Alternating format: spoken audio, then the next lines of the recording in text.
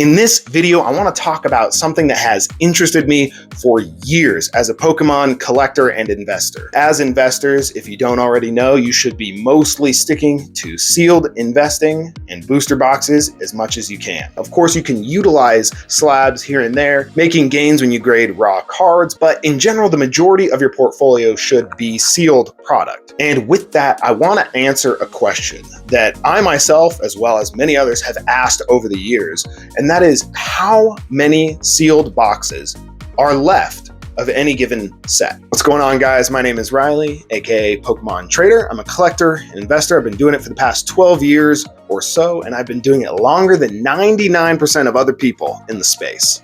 And before we get too far into the video, I just want to make another small announcement that when I hit 1,000 subscribers, we will be opening this Evolving Skies booster box live on this channel. So give me a like and subscribe. As we progress into the future and you bought a Destined Rivals booster box, well, how many are left out in the wild? How many are there? Is this even a good investment to make? Because if everybody and their grandmother and their dog are investing in sealed, everyone's got a closet full of sealed booster boxes, is it really going to be worth that much in the future? Well, that's a good question, and a question I've asked myself many times, but I'll give a short answer right away and get into my reasoning for it throughout this video. And at the end, I'll show you exactly how I worked out all of this data, how I ran the numbers and did the math. If you just look historically, take the 2021 COVID boom. Everyone said the same thing that they're saying now. Oh, sealed investing is over. Everybody's collecting, everybody's buying sealed and keeping it sealed. Well, guess what? That didn't happen. Evolving Skies is still worth $2,500. Fusion Strike is worth $1,000. Lost Origin is worth $800. So historically, we know that's not the case, but maybe this time is different. Well, is it? As we know, over the years, Pokemon has upped their printing substantially. Where just a few years ago, they were printing only 3 billion cards a year. Now they're printing over 12 billion cards a year. Now, we don't know how many cards they printed in 2025. The end of the Japanese financial year is in March. So sometime around March, we should get an idea of how many cards were actually printed in 2025. So a couple of things before we get to all of the numbers and the data for how I discerned how much sealed product is actually left. I want to just say something about what I've been seeing, what you're probably seeing on Reddit, Discord, Pokemon YouTube creators, and it's that there is this sentiment, again, that everybody is collecting sealed. Everybody has sealed product. And certainly sealed investing and collecting has grown exponentially since 2020 and certainly since 2016. I mean, you go back to 2015, 16, that first Pokemon Go boom. I wasn't even collecting sealed at all back then. I didn't know anybody who was. I didn't see anybody even talking about it. So that scarcity of those older sealed product has certainly helped those prices grow so quickly and so high. Take Team Up, for example, which just came out in 2019, a mere 7 years ago.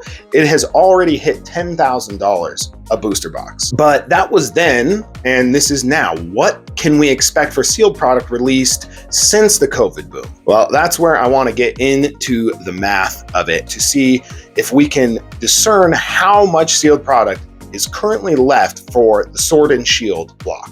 So as you guys can see here, we have the Sword and Shield era printing statistics. So the first category we have are the annual total cards printed for the years that Sword and Shield was out, which were 2020, 2021, 22, and 23. And right here you have, for each of those years, the total number of cards printed in that year. So for 2020, it was 3.3 billion. 21 was 9.1 billion. 22 was 9.7, and then 23, 11.9 billion. Now, this is where my history in the hobby can lend itself to kind of figuring out where those numbers lie exactly, because there's no way to know how much of each set Pokemon printed. They don't release that. All they release is this. This is how many cards we printed.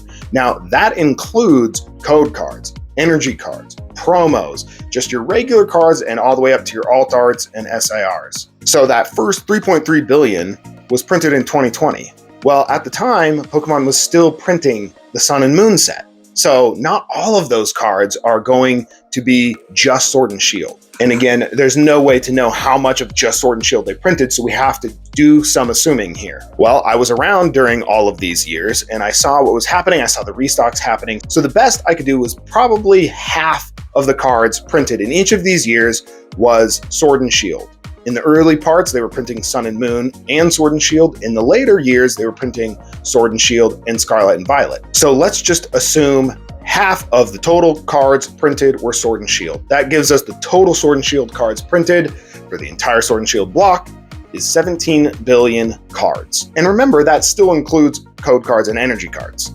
So here, those are every set, the release date, and the top chase card from each of those sets. Now, the reason I looked at what the top chase card was from that set is because the only way to get any idea of how many of that card exist or how many packs were printed is to look at what the top chase card was from that set and then see how many were graded. And of course, you can't just look at PSA or just look at BGS. So I compiled all the data from the 4 top ones, PSA, SGC, BGS, CGC. Now, of course, there are other grading companies, but back then, those were certainly the 4 main ones that everyone was using. And even something like Tag, while I like the way that they look and they seem to be doing a really good job, I've seen them respond to posts where they did mess up and they completely took ownership and fixed the problem. I like to see that, but they weren't really doing much back then. And even now, what they're doing is negligible. So let's take a look at all of these cards. So the first one, you have the Snorlax, VMAX, Rainbow. Only 5,960 of those cards were graded through all 4 companies. And not just 10s, this is 9s, 10s, 8s, all of it. And next to these, I have the pull rate for all of these cards. Now, since Pokemon likes to keep quiet on their pull rate and how many cards they're printing of each set, they don't give us that information. So this pull rate data is just from information I found online of people opening thousands of packs to just give us a general idea of how many packs were opened per every one of those Snorlax VMAX Rainbow cards. So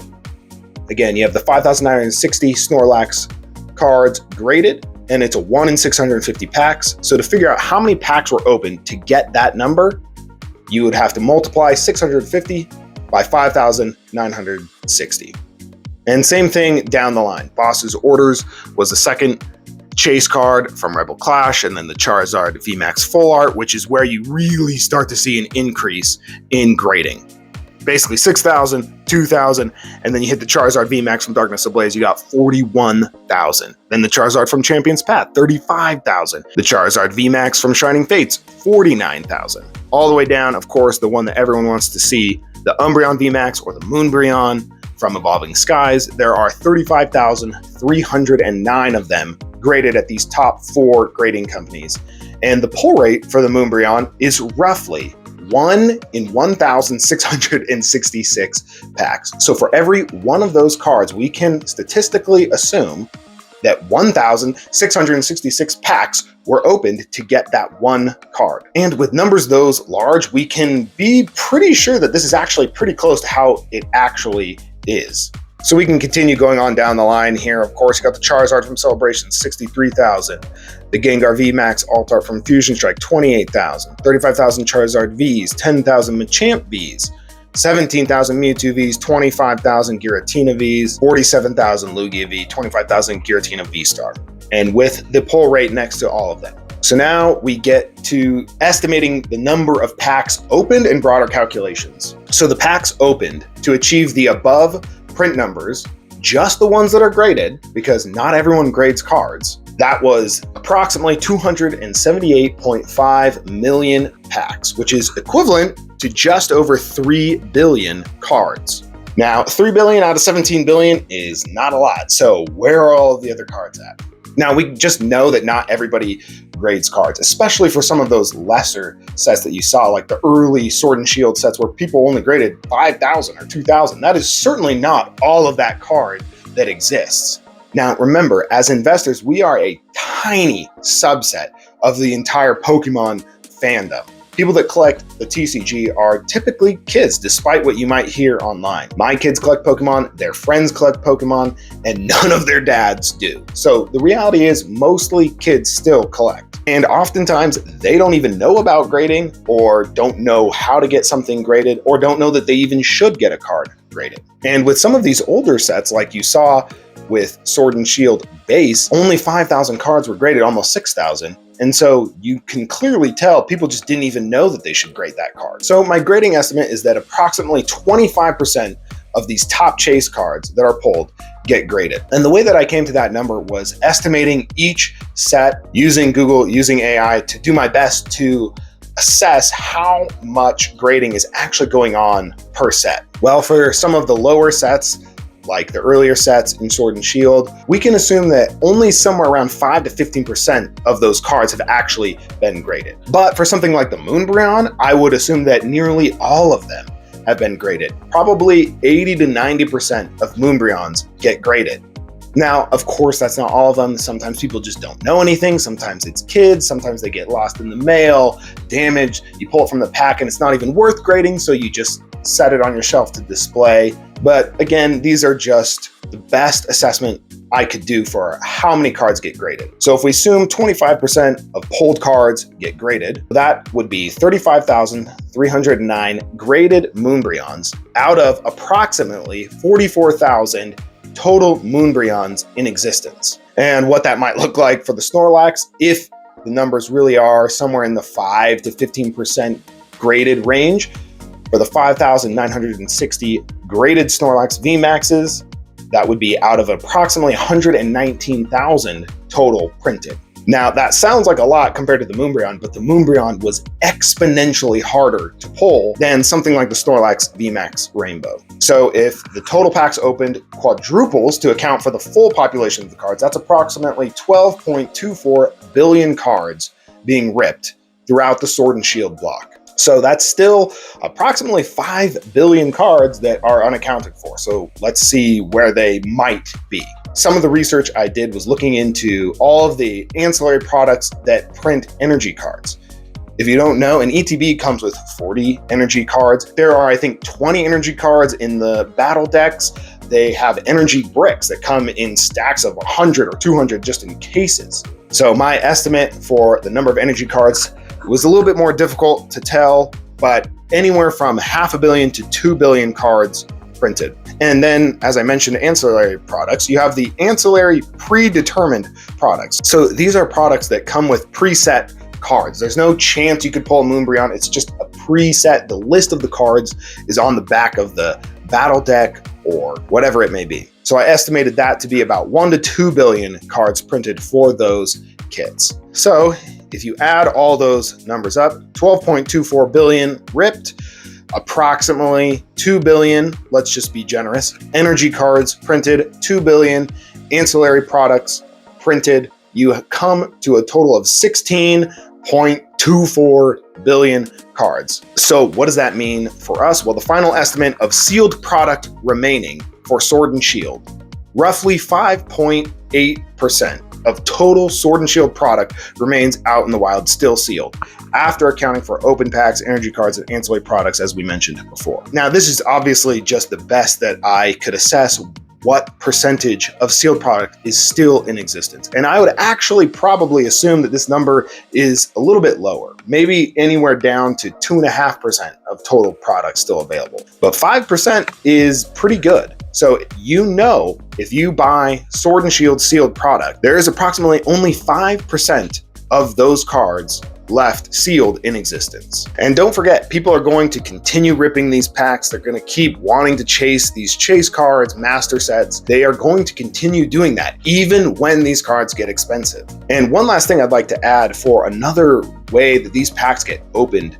in a massive way is through rip and ships. If you don't know what a rip and ship is, it's just someone who streams themselves opening packs and they sell the packs. And people that are doing that, someone like Nostalgianomics or Dan from Catch 'em All Collectibles, these guys are buying thousands upon thousands, literally hundreds of thousands of dollars in cards at a time, just so that they can supply their rip and ship operation. And all of that product gets opened. So even of this 5%, if it really is even that high, much of that is still getting bought up and ripped on stream. So there you go, guys. That is my best assessment for how much Sword and Shield product is still left sealed in the market today. All right, well, that's about it, guys. So if this helped, please like, comment, and subscribe. It really does help. And if you're entertained or you learned something, share it with a friend. It all really does help. That's about it. Peace.